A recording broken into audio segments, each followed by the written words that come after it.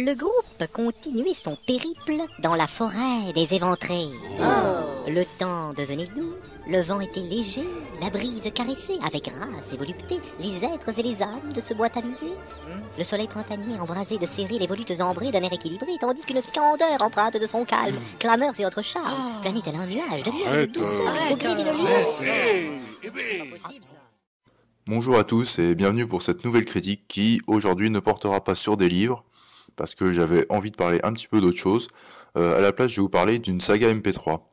Alors, pour ceux qui ne savent pas exactement ce que c'est qu'une saga MP3, c'est tout simplement une aventure audio donc qui est mise à disposition sur Internet par son ou ses créateurs. Donc c'est un peu comme une série télé, sauf que pour le coup on n'a que le son. Donc tout est vécu essentiellement à travers les dialogues des personnages. Donc la saga que je vais vous présenter aujourd'hui, c'est la saga des Reflets d'Acide. Donc c'est une saga qui se déroule dans un univers de type heroic fantasy plutôt classique. Le héros, Randral, possède la carte d'un mystérieux souterrain et il recrute un petit groupe d'aventuriers afin d'aller explorer le dit souterrain. Donc c'est une saga réalisée par JBX. Vous trouverez le lien du site pour télécharger entre autres les épisodes dans la description de la vidéo. Donc c'est téléchargement gratuit, hein, bien entendu, c'est mis à disposition gratuitement. La saga compte actuellement, et n'aurait d'ailleurs dû compter que 15 épisodes, c'est ce qui était prévu à la base par l'auteur, mais il a décidé un petit peu au dernier moment que en fait 15 épisodes c'était pas suffisant, et du coup il y en a un 16e qui est en cours de réalisation, ce qui n'est pas pour déplaire d'ailleurs. La saga comporte aussi plusieurs à côté, comme des bonus audio, un jeu de plateau basé sur l'univers de la série qui est actuellement en test, ou encore la BD qui reprend justement la saga à la lettre.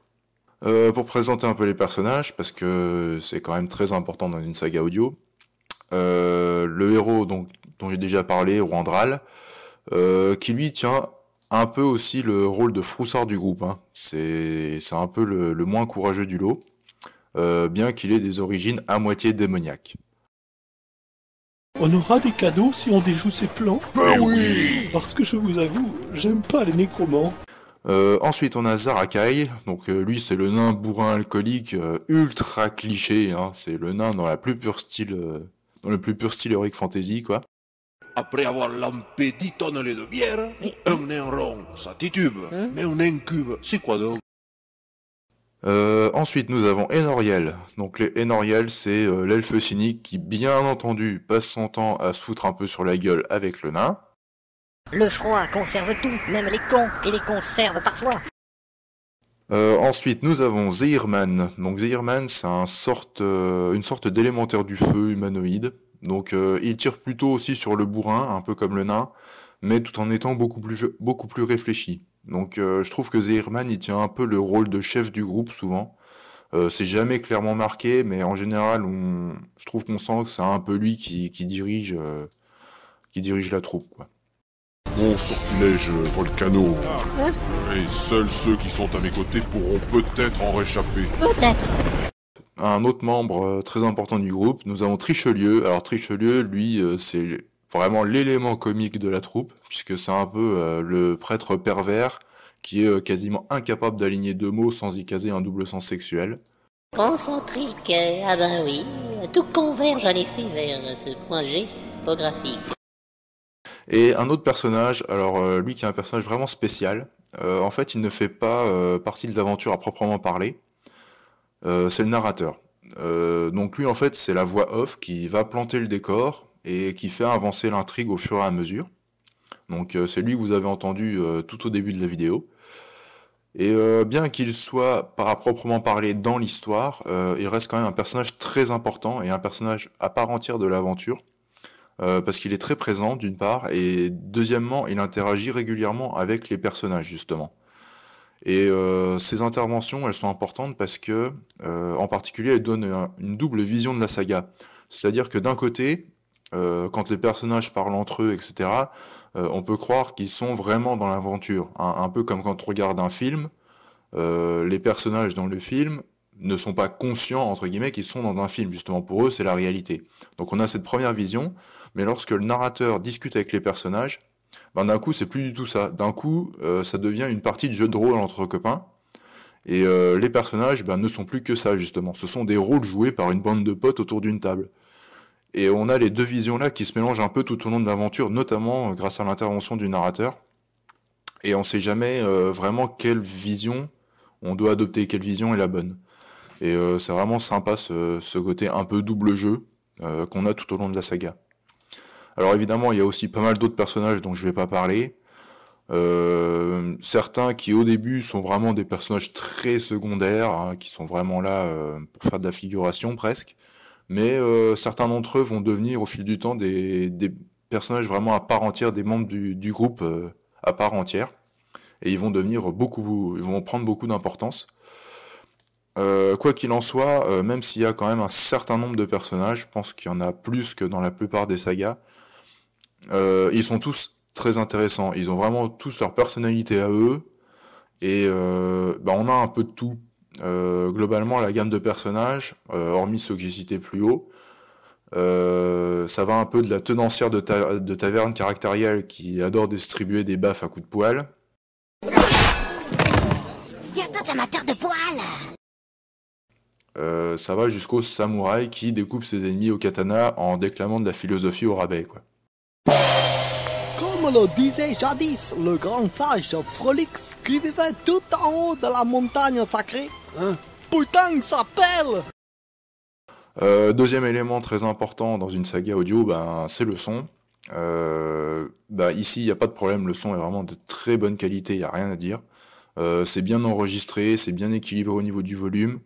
Les voix des personnages se reconnaissent très bien. On se demande jamais qui est en train de parler, on reconnaît sans problème.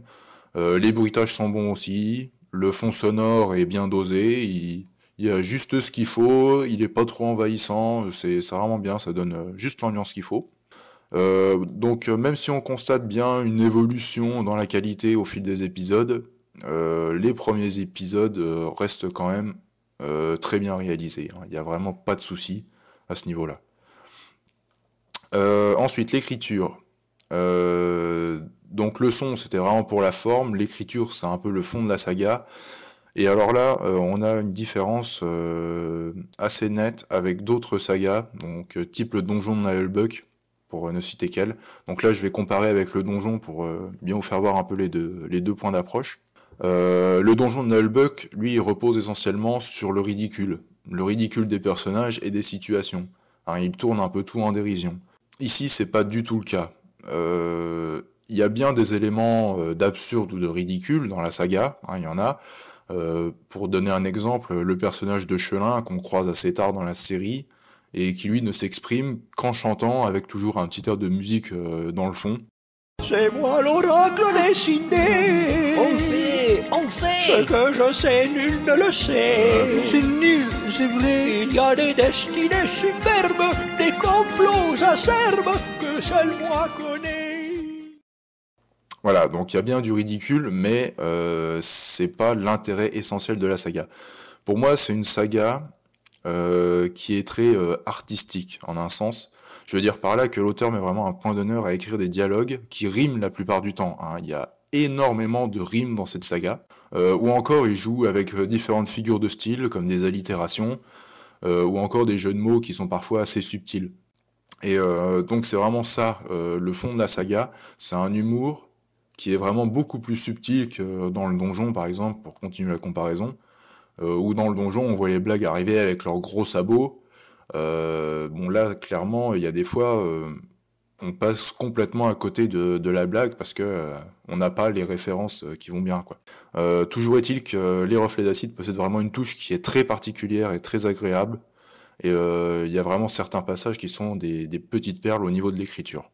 Pour parler aussi brièvement de la BD, alors déjà je précise que je n'ai lu que le premier tome. Il y a 5 tomes actuellement qui sont sortis, je n'en ai lu qu'un, donc mon avis ne se fonde que sur celui-là. Alors la BD, autant je suis vraiment très fan de la saga audio, autant la BD je le suis beaucoup moins, pour une raison très simple. Comme je viens de le dire, en fait, le principal intérêt de la saga repose sur la tournure assez littéraire des dialogues, donc avec les rimes et tout le bazar. Et à l'oreille, ça passe très bien, mais par écrit, je trouve que ça perd beaucoup de son charme. Par exemple, lorsque les personnages se lancent dans une tirade, même si elle est très bien écrite, le fait d'avoir un support visuel n'apporte pas grand-chose. Parce que les personnages, ils bougent pas, ils font quasiment rien. Et du coup, ça limite vraiment l'intérêt du format de la BD, je trouve. Bon, après, je suis pas un grand fan de BD à la base déjà. Et le premier tome, il couvre essentiellement la phase d'introduction de la saga, hein. C'est les 2 premiers épisodes, le premier épisode étant vraiment la présentation des personnages. Donc c'est pas non plus la partie la plus intéressante. Donc maintenant, si vous aimez les bandes dessinées et que vous aimez la saga sous son format audio, vous pouvez apprécier d'avoir la fusion des deux. Moi je suis pas un grand fan, mais c'est pas pour ça que la BD est mauvaise, bien au contraire. Les points forts de la saga, le gros point fort, hein, c'est vraiment l'écriture des dialogues. Je le répète, il y a vraiment un énorme boulot d'écriture derrière cette saga, et franchement ça se sent. Je vais donner un exemple très simple, c'est le personnage de Trichelieu. Donc Trichelieu, c'est, j'ai dit, le prêtre obsédé sexuel. Alors c'est facile de faire de l'humour lourd et sans finesse sur le cul, il y en a plein qui le font, mais ici c'est pas le cas.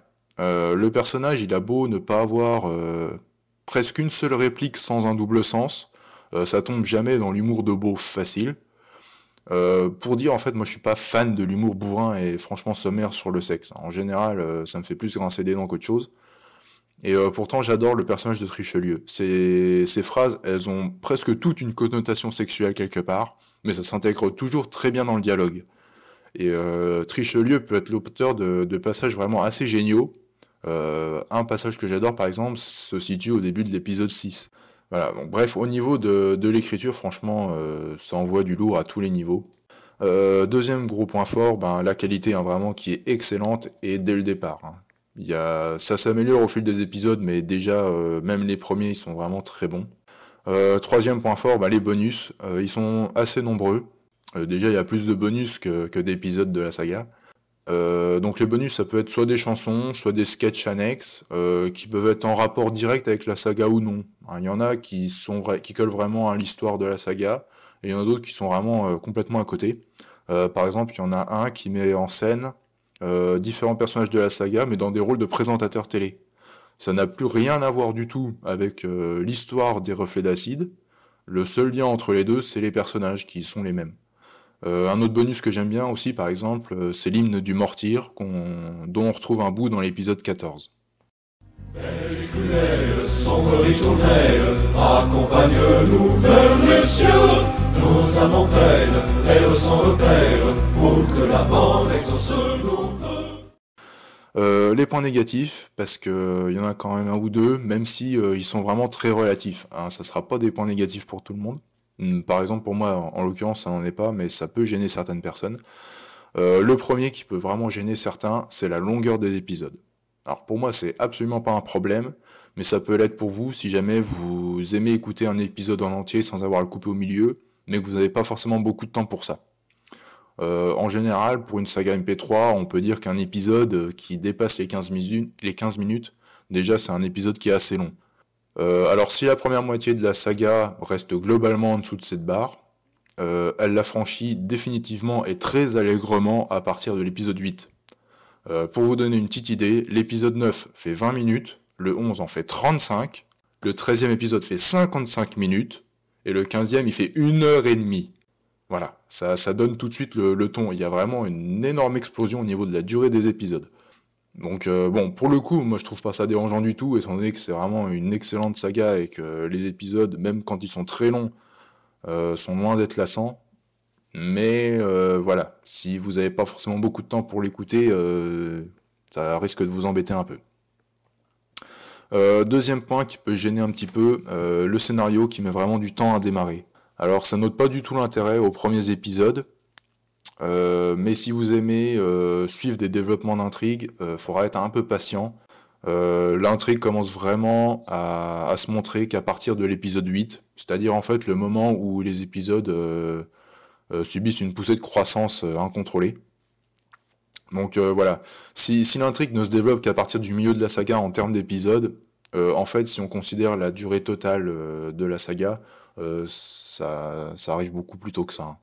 Bref, en conclusion, la saga des Reflets d'Acide fait vraiment partie des incontournables, je trouve, si vous voulez découvrir le genre, ou même si vous le connaissez déjà. Elle dispose vraiment d'un très bon scénario, très bonne qualité de son, des personnages qui sont vraiment attachants, avec des profils bien marqués, et surtout une qualité d'écriture qui est vraiment exemplaire. Donc, bref, elle a vraiment tous les arguments pour retenir votre attention. Les seuls qui risquent de lui résister un peu sont ceux qui ne jurent que par l'humour basé sur l'absurde et le ridicule, comme dans le donjon de Nullbug par exemple, puisque ici c'est vraiment de l'humour qui est plus subtil, et une bonne part de l'intérêt réside surtout dans les rimes, les jeux de mots et les autres figures de style littéraire qui sont employées par l'auteur. Bref, quoi qu'il en soit, je peux vraiment que vous recommander d'écouter cette saga, que vous connaissiez le genre ou pas, parce qu'elle vaut vraiment le détour. Voilà, sur ce, moi je vous dis à la prochaine. Ciao.